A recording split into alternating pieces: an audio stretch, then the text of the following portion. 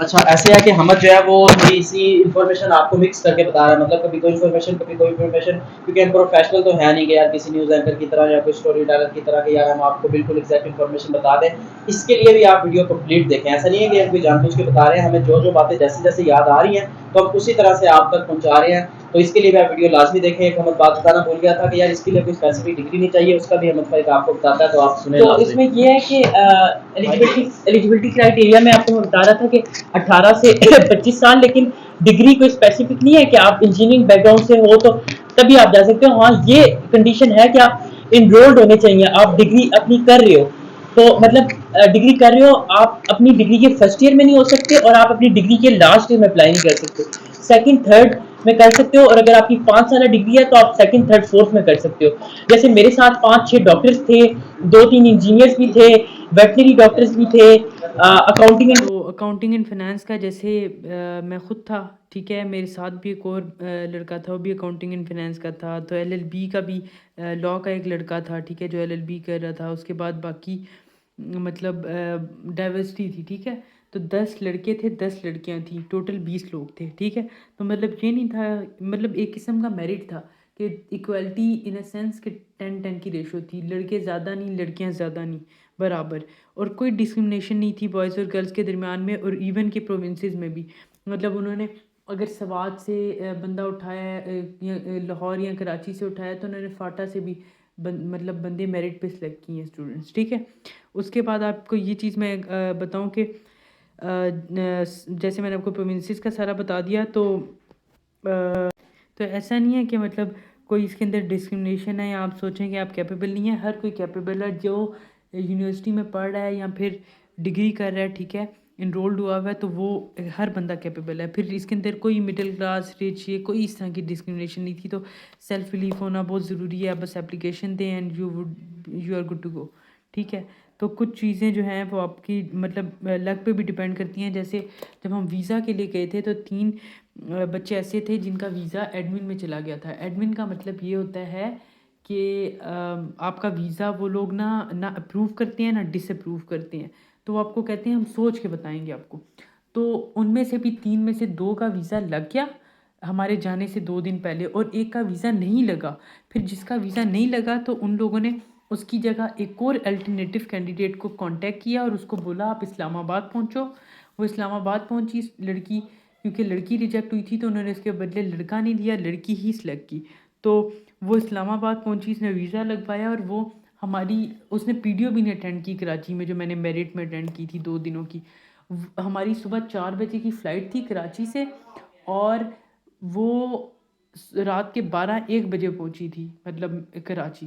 तो मतलब आप हिसाब लगाएं कि लक का कितना बड़ा फैक्टर है। तो मतलब हार्ड वर्क भी है, परसिस्टेंस भी है ऑब्वियसली, कि 8 महीने का प्रोसेस है, लेकिन इट्स वर्थ इट। अगर आपके पास मतलब अल्लाह खैर करे लक है तो you should apply this, consider applying this, ठीक है। चलें अब हम आते हैं पॉइंट की तरफ। पॉइंट था हमारा एक्सचेंज प्रोग्राम्स। तो कौन कौन से एक्सचेंज प्रोग्राम्स हैं जिसके अंदर आप मतलब पार्टिसिपेट कर सकते हैं। तो अगर हम पूरी दुनिया में बात करें तो यूरोप का इस वक्त चल रहा है इरेस्मस मंदिस, ठीक है, आपने इसको सर्च करना है गूगल के ऊपर। इसमें आप 4 डिफरेंट कंट्रीज़ में जाते हैं और 4 महीनों के लिए जाते हैं। आपका सेमेस्टर एक्सचेंज होता है। एक कंट्री होती है स्कॉटलैंड, एक होती है स्विट्ज़रलैंड, एक होती है डेनमार्क और डेनमार्क या बेल्जियम, और एक लास्ट होती है स्कॉटलैंड, ठीक है। तो ये वेरी करती है, कभी फ्रांस होती है। तो ये बड़ा बड़ा प्रेस्टिजियस प्रोग्राम है एंड फुली फंडेड है, ठीक है। इसके बारे में एक डिटेल हर एक्सचेंज प्रोग्राम के ऊपर एक डिटेल वीडियो बनती है। मैं आज सूजी की बात करूँगा, ओके। तो क्रिसमस के बाद कनाडा का इस टाइम पे चल रहा है मिटेक्स, ठीक है, जिसकी डेडलाइन शायद करीब ही है, सितंबर कुछ, ठीक है। उसके बाद होता है यूग्रेड। चलिए अब हम यूएस की बात करते हैं। यूएस में आते हैं यूग्रेड, जो कि सेमेस्टर एक्सचेंज होता है 4 महीने के लिए, फुली फंडेड होता है। फिर होता है सूजी स्कॉलर्स, जो कि प्रोफेसर्स के लिए होता है, जो कि पीएचडी कर रहे हैं या पढ़ा रहे हैं, ठीक है। और यस प्रोग्राम होता है 9-10 क्लास के बच्चों के लिए, मैट्रिक लेवल पे, ठीक है। तो उसमें आपने 1 साल के लिए जाना होता है, ठीक है। ये यूएस के मैं आपको बता रहा हूँ, यू ग्रेड से लेके। और लास्ट जिस पे मैं गया था, बल्कि और भी हैं, sister to sister, S to S, वो लड़कियों के लिए होता है सिर्फ, वो भी 2 महीने का होता है। फिर होता है सूजी वीमेन लीडर्स, ठीक है, वो भी 1.5 महीने का होता है, ठीक है। और जो इसमें मैं गया था पब्लिक पॉलिसी मेकिंग, ठीक है, सूजी पब्लिक पॉलिसी मेकिंग। तो आपने उसकी डेट स्टार्ट होगी, माइट बी अक्टूबर या सितंबर के लास्ट से स्टार्ट होगी और अक्टूबर के लास्ट तक ये इसकी डेडलाइन होगी, ठीक है। तो अब मैं आपको बताता हूँ अप्लाई करने का प्रोसीजर, ठीक है। आपने इसको गौर से सुनना है। पहला स्टेप आपने ये है कि इसकी डेडलाइन जेन में रखनी है। एलिजिबिलिटी क्राइटेरिया मैंने आपको बता दिया, 16 ईयर्स ऑफ एजुकेशन, आप अपनी डिग्री में हो, ठीक है, इनरोल्ड हो, आप फर्स्ट ईयर में ना हो, मतलब आप अपने बीएस के फर्स्ट ईयर में ना हो और लास्ट ईयर में ना हो, मतलब फर्स्ट और फोर्थ ईयर में ना हो, आप सेकंड ईयर में हो या थर्ड ईयर में हो अपनी डिग्री के। दूसरा क्राइटेरिया, आपकी एज 25 से कम होनी चाहिए, ठीक है। तीसरा क्राइटेरिया ये है कि आपको इंग्लिश बोलनी, लिखनी और समझनी आती हो। आइल्स का टेस्ट नहीं होता इस वजह से, या आइल्स या टॉफल दोनों नहीं होते, इस वजह से आपको इंटरव्यू में वो जज कर लेते हैं आपकी इंग्लिश कैसी है, मतलब आपको कन्वर्सेट करना आना चाहिए। उसके बाद आप इंक्विजिटिव हों, आप ओपन माइंडेड, लिबरल और रिस्पॉन्सिबल हों, आपको अपनी चीज़ों का ख्याल रखना, मतलब ये बेसिक सी चीज़ें, ठीक है।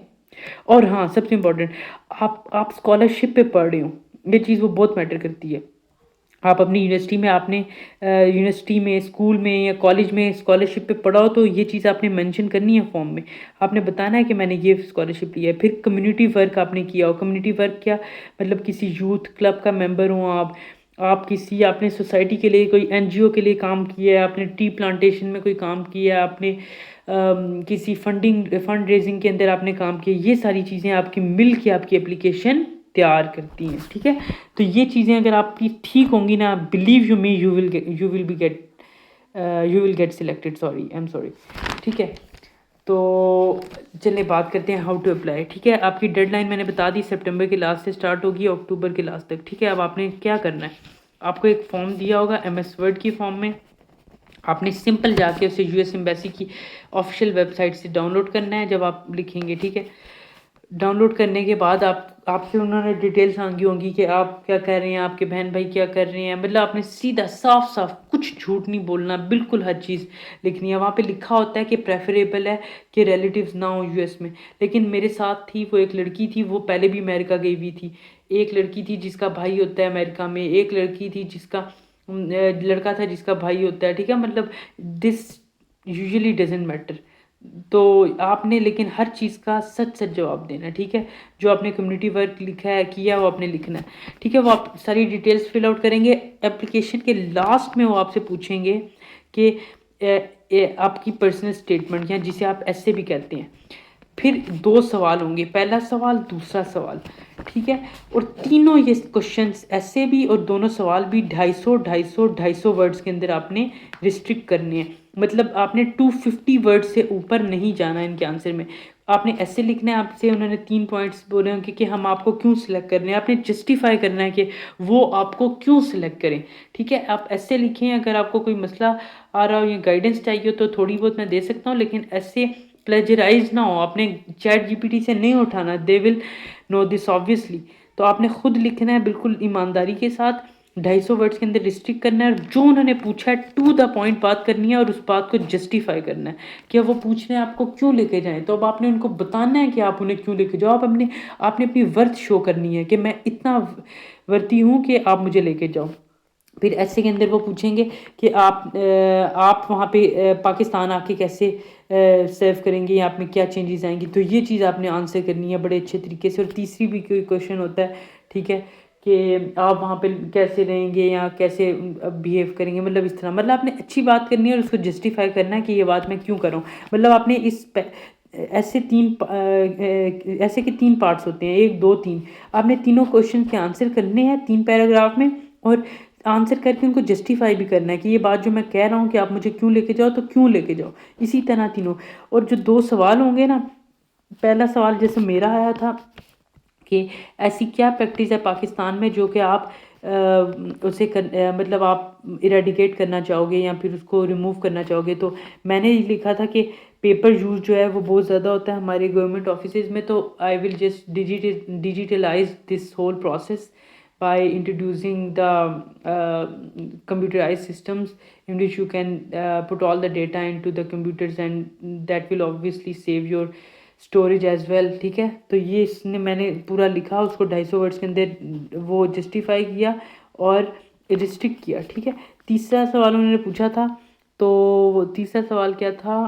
हाँ, उन्होंने सवाल ये पूछा था कि आप ना अगर आपको मौका मिले, लीडरशिप रोल मिले आपको, तो आप पाकिस्तान में ऐसी क्या प्रैक्टिस है जो आप करना चाहोगे, ठीक है।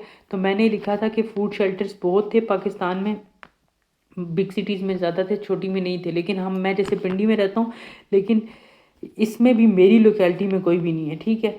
और जो थे वो भी बंद हो गए, ठीक है। मतलब आफ्टर द गवर्नमेंट इंस्टेबिलिटी। हाँ, एक और चीज़, आपने किसी पॉलिटिकल पार्टी को सपोर्ट नहीं करना, ठीक है। किसी आपने आपने ऐसी कोई बात ही नहीं करनी, ऐसे में भी और इंटरव्यू में भी, कि भाई इमरान खान के दौर में ऐसा होता था, अब नहीं होता। आपने कहना है कि अगर आपने बात भी करनी है, बड़े डिप्लोमेटिक तरीके से करनी है, कि after the change in government और पॉलिटिकल इंस्टेबिलिटी ये कम हो गया, ख़त्म हो गया है फूड शेल्टर, फॉर एग्जांपल। आपने ये नहीं लिखना, आपने कोई और इनोवेटिव आइडिया लिखना है, ठीक है।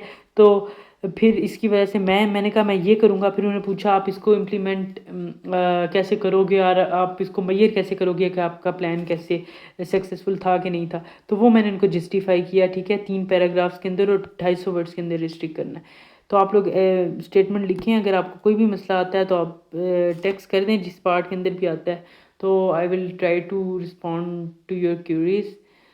तो ये मतलब इतना वो मसला नहीं था, बस बड़ा मज़े का पार्ट होता है, बड़ा अच्छा प्रोसेस होता है। Obviously you will enjoy it, ठीक है। कुछ मसले भी आते हैं, जैसे वहाँ पे वॉशरूम का बड़ा मसला है, ठीक है, लेकिन मज़ा भी बहुत है। बड़ी अच्छी सोसाइटी है, बड़ी अच्छी कम्युनिटी है, लोग ईमानदार हैं, चोरी नहीं करते। जैसे मैं एक दफ़ा खाना खाने चला गया, मैं अपना बैग जिसके अंदर मेरा फ़ोन, मेरा वॉलेट सब कुछ था, मेरी घड़ी थी इतनी महंगी, तो वो मैं वहाँ पे भूल गया और मुझे 3 घंटे बाद याद आया कि मेरे पास मेरा बैग नहीं है। मैं 3 घंटे बाद जब कोई 10 किलोमीटर दूर या डाइनिंग हॉल से अपना बैग उठाने, तो मैंने ये नोटिस किया कि मेरे बैग का एंगल तक चेंज नहीं था। तो ये चीज़ जो है, ये बुक मैं आपको